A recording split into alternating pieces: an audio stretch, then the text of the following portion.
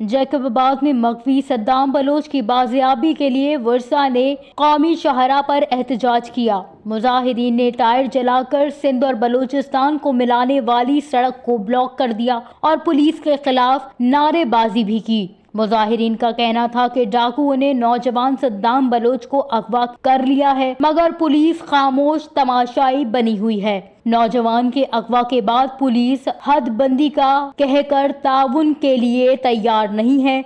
मुजाहिरीन का मजीद कहना था कि सद्दाम बलोच को लाड़काना से वापसी पर डाकुओं ने अगवा किया था।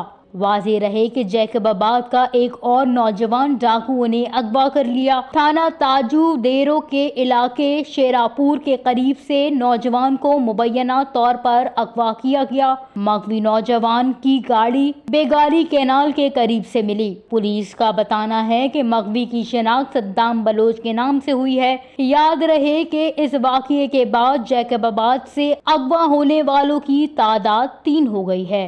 Watch news, Jacobabad, Sindh.